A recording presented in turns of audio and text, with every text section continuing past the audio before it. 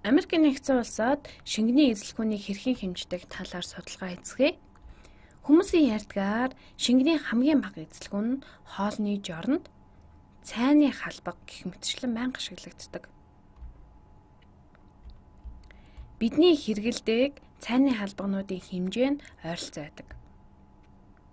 Жорнд нэг цайны халбаг элсэн чихээр, эсвэл нэг цайны халбаг, давас нэг цайны халбаг тос гэх мэтээр бичсэн байдаг. Дүрсэлвэл нэг иймэрхүү.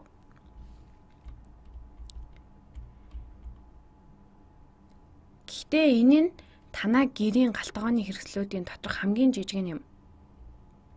Цайны халбаг нь нэг иймэрхүү. Одоо чи галтгооноос 3 цайны халбаг аваад үзээрэй. Хэрвээ бид энэ эзлэгүүний 3 дахин авбал энд цайны халбаг байна. Нэг цайны халбаг ямар нэгэн бодис байсан гэж үзье. Хэрэв үүнийг 3 дахин авбал нэг хоолны халбаг болно. 3 цайны халбаг нь нэг хоолны халбагтай тэнцүү гэсэн үг юм. Хоолны халбаг нь арай том байна. Нэг иймэрхүү. Танаа галтгооны хэрэгслийн арай том буюу хоолны халбаг нэг иймэрхүү байдаг баг. 3 цайны халбаг шингэн нь нэг хоолны халбаг болно. Харин 2 хоолны халбаг шингэн нь нэг унцтай тэнцүү. Жахан анхааралтай авах хэрэгтэй. Энд байгаа нь шингэний унц юм. Америкийн нэгдсэн улсад түгээмэл хэрэглэгддэг хэмжигнэж тэмч тодорхой биш байдаг. Яагад гэвэл жинг бас унцаар хэмждэг. Унц бол хүндийг хэмждэг нэгж бөгөөд нэг унц нь 16-ны 1 фунттэй тэнцүү байдаг. Шингэнийг бас унцаар хэмждэг байна. 2 хоолны халбаг нь нэг унц буюу нэг аягны 8-ны 1-тэй тэнцүү. Яагаад хоёуланг нь унцаар хэмждэг юм бэ гэж та асуух бах. Энэ хоёр нь ямар хамааралтай вэ? Эдгээрийг хооронд нь зарим нэг хамаарал байдаг. Нэг унц ус байна гэж үзье. Нэг унц усны жингийн эзлэхүүн шингэн унцын эзлэхүүнтэй бараг адилхан юм. Нэг унц усны жим ба нэг шингэний унц усны эзлэхүүн нь хэдийгээр яг ижилхэн хэмжигдэхүүн биш гэсэндээ бараг тэнцүү юм. Энд тэгээд ямар хэмжээсийн тухай ярих гээд байна гэж та бодож байна уу? Бид аль хэдийн хоолны жорны нэг цайны халбаг, нэг хоолны халбаг шингэн унцын тухай ярьсан. Имийг хэрхэн хэмжиж уудаг талаар боддоо. Магадгүй 2 хоолны халбаг гэвэл энэ нь нэг шингэний унц гэсэн үг юм. Хэрэв 8 шингэний унц хэмжээтэй зүйл авч нийлүүлсэнгээ. За нэг шингэний унцны хэмжээг нь зуръя. Имийг савныхын дээр жижигхэн сав байгаад түүнд имээ хийдэг. Хэрэв имнээс 2 хоолны халбагыг хийвэл энэ нь нэг шингэний унц болно.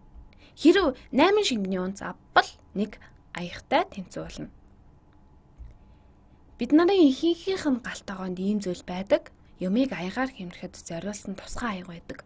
Жишээ нь бэлгоны жорнд нэг аяг гурил хий гэсэн байж болно. Танад янз бүрийн хэмжээтэй төрөл бүрийн аягнууд байгаа ах.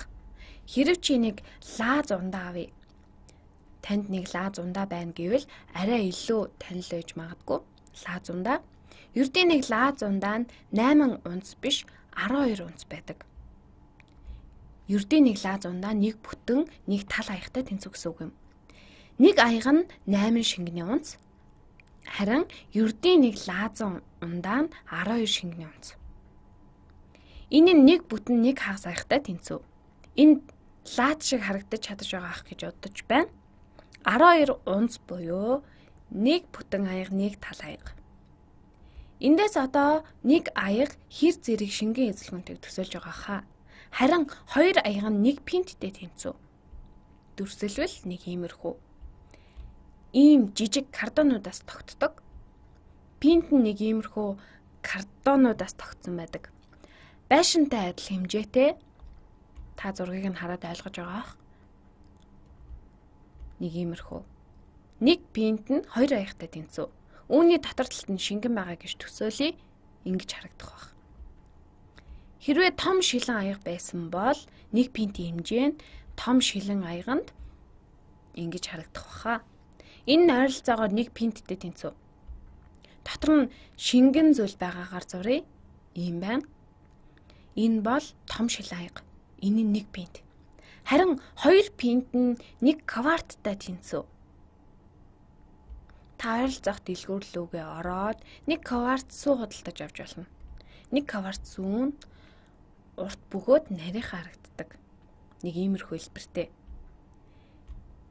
Би нэг кварц сүүний картоныг зурхыг хичээж байна. Ингээд эцэст нь 4 кварт нь нэг галлонтой тэнцүү. 4 кварт нийлээд буюу квартыг 4 удаа авсан нь 1 галлон болно. 1 галлон сүү гэж бид сайн мэддэг шүү дээ. Би сүүний галлон зуръя. Хин нэг нь надаас илүү дээр зурч чадна гэдэгт би итгэлтэй байна. Америк нэгдсэн улсад сүү зарах түгээмэл хэлбэр нь нэг юм. Сүүний галлон ихэнхдээ дээд хэсэгтээ жижиг улаан эсвэл улбар шаранхтай байдаг. Ингээд үдсэн зүйлсээ дахин нэг хаарж багаас нь их рүү үржүүлж тавья. Бүгдийг нь унцаар илэрхийлж бичиж гэвэл нэг аяг нь 8 унцтай тэнцүү, 8 унц нь нэг аягтай тэнцүү. Хэрвээ үүнийг 2-оор үржүүлвэл 16 унц болно. 16 унц нэг пинттэй тэнцүү. Дахиад 2-оор үржүүлвэл 32 унц. 32 унц нь нэг кварттай тэнцүү. Үүнийг 4-оор үржүүлвэл 30-ыг 4-оор үржүүлээд 120 нэмэх нь 8, 128 унц нь нэг галлон болно. Дараагийн удаа та супермаркетаас ямар нэгэн зүйл худалдаж аваад яаж хэмцсэнийг нь хараарай. Чи магадгүй нэг кварц сүү авч болох юм. Тэгвэл энэ нь 32 унц байна. Эдгээр нь бүгд шингэний унцын хувьд яригдсан шүү.